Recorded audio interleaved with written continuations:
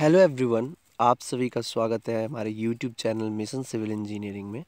और आज हम बात करने वाले हैं इस वीडियो में हनीकॉम्ब के ऊपर। हनीकॉम्ब क्या होता है? ये कंक्रीट का जो स्ट्रक्चर है उसमें देखने वाला एक प्रॉपर्टीज़ है।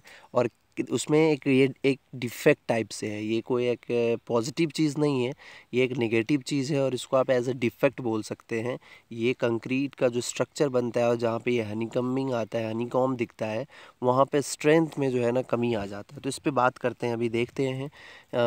honeycombs are hollow space and cavities left in concrete mass on surface or inside the concrete।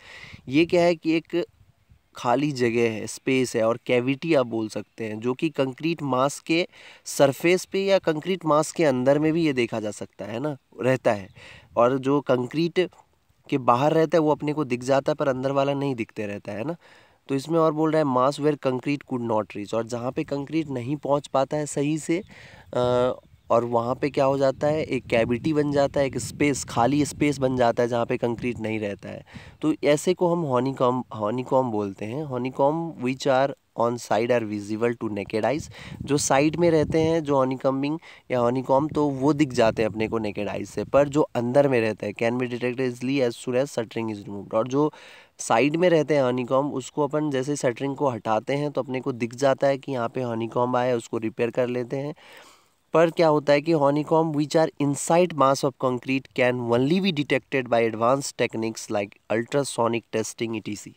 और ये जो है कि अंदर में भी रह सकता है मास, अगर बहुत ज़्यादा एरिया है तो उसके अंदर में भी कैविटी बन सकता है, बनने के चांसेस रहता है और वो अपन नहीं देख सकते। अगर उसको पता लगाना है, डिटेक्ट करना है, तो उसके लिए जो एडवांस टेक्नोलॉजीज़ है, टेक्निक्स है, उनको यूज़ करना रहता है, जैसे कि अल्ट्रासोनिक टेस्टिंग करना रहता है। तब जाके पता चलता है कि यहाँ पे हनीकॉम्ब है या नहीं, अंदर में, अंदर के पार्ट में। तो इसका जो है मेन रीज़न ये क्या है, ये सब हो जाता है, इसका कॉज क्या है, फॉर्मेशन का कॉज क्या है, रीज़न क्या है, इस पे देख लेते हैं थोड़ा। Improper vibration during concrete.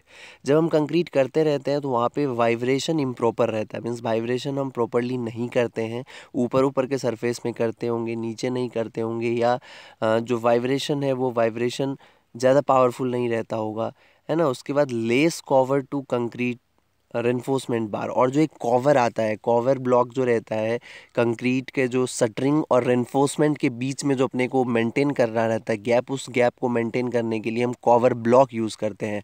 और वो अगर इम्प्रॉपर है, वो सफिशिएंट नहीं है, कम लगाए हैं अगर कवर ब्लॉक, तो वहाँ पे भी हनीकॉम्बिंग होने का संभावना रहता है। ये भी एक रीज़न है हनीकॉम्ब का।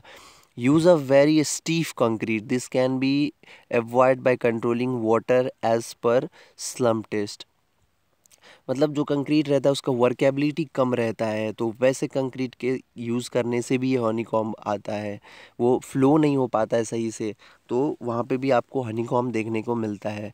Place like junction of beam to column, beam to beam और टू कॉलम जो एक जंक्शन बनता है, एंड टू वन और more beams are the typical spot where honeycombs are observed. This is due to jumping of reinforcement on beam and column rods to one place. Special attention is required at such place during concreting and vibrating. जैसे क्या होता है कि junction होते हैं, जैसे junction क्या होता है, कोई ऐसा पॉइंट है, एक कॉलम ऐसा है, वहाँ से चार बीम निकल रहे हैं। स्लैब में अगर स्लैब का कास्टिंग चल रहा है या अपना टाई बीम या प्लिंथ के जगह पे काम चल रहा है, तो वहाँ पे अगर ऐसा एक कॉलम है, वहाँ से चार बीम निकल रहे हैं, तो वहाँ पे क्या हो जाता है कि जो रेनफोर्समेंट रहते हैं ना, रेनफोर्समेंट का अरेंजमेंट एक के ऊपर एक या एक के किनारे एक ऐसे, तो वहाँ पे बहुत नेट जैसा बन जाता है, एक जाल जैसा बन जाता है, और उसमें थोड़ा सा स्पेस जो रहता है ना वो कम दिखने लगता है ऊपर ऊपर से। तो जब कंक्रीटिंग करेंगे तो कंक्रीटिंग में क्या हो जाता है कभी कभार कि मटेरियल नीचे तक नहीं पहुंच पाता है, तो जिसके कारण से हनीकॉम्ब हो जाता है। तो वहाँ पे प्लेसिंग और वाइब्रेशन के टाइम पे ध्यान देना रहता है अपन को, ठीक है। उसके बाद दूसरा पॉइंट है, लास्ट पॉइंट है कि presence of more percentage of big size of aggregate in concrete also prevent concrete to fill narrow space between the reinforcement rod. जो भी आपको हम पहले बता दिए कि बहुत ज़्यादा नेट जैसा अगर रेनफोर्समेंट दिख रहा है और अपने पास जो कंक्रीट में अगर बड़ा कोई स्टोन आ गया है, बड़ा एग्रीगेट का साइज़ है, तो वो क्या करेगा कि अगर कहीं कोई रेनफोर्समेंट, दो रेनफोर्समेंट के बीच में जाके अटक जाएगा, और उसके बाद नीचे जो उसके नीचे का जो सरफेस रहेगा, नीचे का जो कंक्रीटिंग होना है, वो कंक्रीटिंग नहीं होने देता है। तो उस जगह पे भी क्या होगा, अपने को हनी कॉम्बिंग देखने को मिलता है। ठीक है, तो इस वीडियो में इतना ही, मिलते हैं फिर नेक्स्ट वीडियो के साथ। Thank you very much.